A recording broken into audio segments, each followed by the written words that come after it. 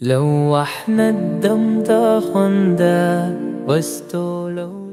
الحمد لله نحمده ونستعينه ونستغفره ونعوذ بالله من شرور أنفسنا ومن سيئات أعمالنا من يهده الله فلا مضل له ومن يضلل فلا هادي له وأشهد أن لا إله إلا الله وحده لا شريك له وأشهد أن محمدًا عبده ورسوله صلى الله عليه وسلم।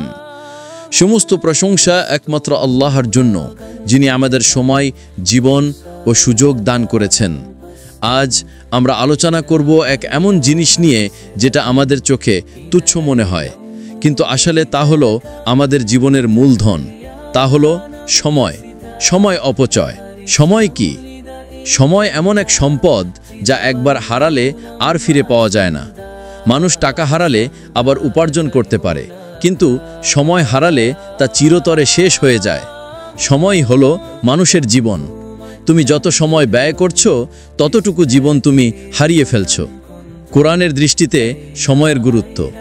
আল্লাহ তাআলা কোরআনে সময়ের কসম খেয়েছেন, যা সময়ের মাহাত্ম্য বোঝায়। ওয়াল আসরি ইন্নাল ইনসানা লাফি খুসর। শপথ সময়ের, নিশ্চয় মানুষ ক্ষতির মধ্যে রয়েছে। সূরা আল আসর 1 থেকে 2। এই আয়াতে আল্লাহ সরাসরি সময়ের কসম করেছেন, অর্থাৎ সময় এমন কিছু যেটাকে অবহেলা করলে মানুষ ক্ষতির মধ্যে পড়ে যায়। রাসূলুল্লাহ সাল্লাল্লাহু আলাইহি ওয়াসাল্লাম বলেছেন, দুটি নিয়ামত আছে যার ব্যাপারে অনেক মানুষ প্রতারিত: স্বাস্থ্য ও অবসর। সহিহ বুখারী।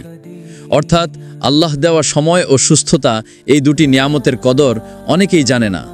যতক্ষণ সময় আছে আমরা ভাবি পরে করব, কিন্তু পরে এসে দেখা যায় সময় আর নেই। গাফিলির বাস্তব চিত্র। আজকের মুসলমানেরা নামাজ, কুরআন, জিকির, দাওয়া সব কিছু সময় না থাকার অজুহাতে ফেলে দেয়, কিন্তু দেখা যায় social media, series, games, video এসবের জন্য ঘন্টার পর ঘন্টা সময় চলে যায়। আল্লাহ বলেন, যারহুম ইয়াকুলু ওয়া ইয়াতামাত্তাউ ওয়া ইউলহিহুমুল আমালু ফাসাউফা ইয়ালামুন। তাদের খেতে দাও, উপভোগ করতে দাও, আর তাদেরকে মিথ্যা আশা বিভ্রান্ত করুক, শীঘ্রই তারা জেনে যাবে। সূরা আল হিজর 3। এই আয়াত যেন আমাদের সময়েরই প্রতিচ্ছবি। আমরা খাচ্ছি, ঘুমাচ্ছি, বিনোদন করছি, আর জীবন এক এক করে শেষ হয়ে যাচ্ছে। ইবনুল কাইয়িম রাহিমাহুল্লাহ বলেন, সময় অপচয় মৃত্যুর থেকেও ভয়ঙ্কর, কারণ মৃত্যু কেবল তোমাকে দুনিয়া থেকে বিচ্ছিন্ন করে, কিন্তু সময় অপচয় তোমাকে আল্লাহ থেকে বিচ্ছিন্ন করে দেয়। এটা গভীর সত্য। আমরা অনেক সময় এমন কাজ করি যার কোনো দুনিয়াবি বা আখিরাতি উপকার নেই। ঘন্টার পর ঘন্টা স্ক্রোল করি, ভিডিও দেখি, গেম খেলি, অথচ একবারও ভাবি না এই সময়ের হিসাব কিভাবে দিব। সময় অপচয়ের কিছু মধুনিক উদাহরণ: 1. সোশ্যাল মিডিয়ায় ঘন্টার পর ঘন্টা নষ্ট করা। 2. টিকটক, রিলস, ইউটিউব ভিডিওতে নিমজ্জিত থাকা। 3. বেহুদা আলোচনা, রাজনীতি, বিতর্কে সময় নষ্ট করা। 4. ঘুম, অলসতা ও অকারণ ভ্রমণ। 5. নামাজে দেরি করা বা তাড়াহুড়ো করা। 6. আল্লাহর স্মরণ ভুলে যাওয়া। কিয়ামতের দিনে সময়ের হিসাব। রাসূলুল্লাহ সাল্লাল্লাহু আলাইহি ওয়াসাল্লাম বলেছেন, কিয়ামতের দিনে কোনো বান্দা 5টি বিষয় জবাব না দিয়ে এক কদমও সরতে পারবে না। তার জীবন কোথায় কাটালো, যৌবন কোথায় ব্যয় করলো, সম্পদ কোথা থেকে আয় করলো, কোথায় খরচ করলো, এবং অর্জিত জ্ঞান দিয়ে কি করলো। তিরমিজি। অর্থাৎ আমাদের প্রতিটি সময়ের হিসাব দিতে হবে। তুমি যদি 24 ঘন্টার মধ্যে 1 মিনিটও অকারণে নষ্ট করো, সেটারও জবাব দিতে হবে। সময়কে সঠিকভাবে ব্যবহার করার কোরআনী দিক নির্দেশনা। আল্লাহ বলেন, ফাইলা ফারাহতা ফানসাব ওয়া ইলা রাব্বিকা ফাররাব। যখন তুমি এক কাজ শেষ করবে, তখন অন্য কাজে মনোনিবেশ করো এবং তোমার প্রভুর দিকে মন ফেরাও। সূরা ইনশিরাহ 7 থেকে 8। অর্থাৎ মুসলমান কখনো অলস নয়। যখন সে এক কাজ শেষ করে, তখন অন্য কোনো ভালো কাজে সময় দেয়: ইবাদত, জ্ঞান অর্জন, দাওয়া বা সমাজসেবা। নবীদের জীবনে সময় ব্যবস্থাপনা। নবী মুহাম্মদ সাল্লাল্লাহু আলাইহি ওয়াসাল্লাম তার প্রতিটি সময় নির্ধারিতভাবে ব্যবহার করতেন। কখন শিক্ষা, কখন দাওয়া, কখন সালাত, কখন পরিবার।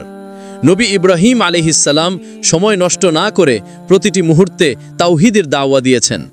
নবী নূহ আলাইহিস সালাম 950 বছর দাওয়া দিয়েছেন, অথচ কখনো ক্লান্ত হননি। তাদের জীবনে সময় অপচয়ের কোনো স্থান ছিল না। আমাদের করণীয়: 1. সময়ের হিসাব রাখো। প্রতিদিন রাতে নিজেকে প্রশ্ন করো, আজ আমি সময় কোথায় ব্যয় করেছি। 2. দিন শুরু করো নামাজ দিয়ে। ফজরের পর কিছু সময় কোরআন তেলাওয়াত বা জিকিরে ব্যয় করো। 3. প্রতিটি কাজের লক্ষ্য নির্ধারণ করো। যে কাজ আখেরাতে কোনো মূল্য রাখে না তা কমাও বা বাদ দাও। 4. প্রযুক্তি নিয়ন্ত্রণ করো, দাস হয়ো না। মোবাইল, টিভি, গেমস এগুলোর সময় নির্ধারণ করো। সময়কে নিয়ন্ত্রণ করো, সময় যেন তোমাকে নিয়ন্ত্রণ না করে। 5. পরিবারের সময় দাও। সন্তানদের ইসলামী শিক্ষা ও মানসিক সহচরিতা দাও। এটা সবচেয়ে মূল্যবান ইনভেস্টমেন্ট। হাসান আল বাসরি রাহিমাহুল্লাহ বলেছেন, হে মানুষ, তুমি কয়েকটি দিনের সমষ্টি। যখন একটি দিন চলে যায়, তোমার জীবনের একটি অংশও চলে যায়। অর্থাৎ আমরা যত সময় হারাচ্ছি তত জীবন হারাচ্ছি। তাই মুসলমান কখনো গাফেল হতে পারে না। সময়কে কাজে লাগানো মানে জীবনকে অর্থপূর্ণ করা। আল্লাহ বলেন, রব্বের জিউনি লাআল্লি আ'মালু সালিহান ফীমা তারাকত। হে আমার প্রভু, আমাকে ফিরিয়ে দাও যেন আমি কিছু সৎ কাজ করতে পারি। সূরা মুমিনুন 99 থেকে 100। কিন্তু তখন আর ফেরার সুযোগ থাকবে না। এই আক্ষেপ যেন আমাদের না হয়। ভাই ও বোনেরা, সময় একবার চলে গেলে তার ফিরে আসে না। যে মানুষ সময়ের কদর জানে সে দুনিয়া ও আখেরাত দুই জায়গাতেই সফল। কিন্তু যে সময় নষ্ট করে সে ধীরে ধীরে নিজের জীবন, ঈমান ও উদ্দেশ্য হারিয়ে ফেলে। তাই আজ থেকেই প্রতিজ্ঞা করি: 1. সময়ের কদর করব। 2. অলসতা ত্যাগ করব। 3. প্রতিটি মুহূর্ত আল্লাহর সন্তুষ্টিতে ব্যয় করব। আল্লাহুম্মা জাআল আওকাতানা ফি তাআতিক ওয়া আমারানা ফি মারদাতিক ওয়া লা তাজআলনা মিনাল গাফিলিন। হে আল্লাহ, আমাদের সময় যেন তোমার আনুগত্যে কাটে, আমাদের জীবন যেন তোমার সন্তুষ্টির পথে যায়, আর আমাদেরকে গাফেলদের অন্তর্ভুক্ত করো না। আমিন। ওয়াসসালামু আলাইকুম ওয়া রাহমাতুল্লাহি ওয়া বারাকাতুহু।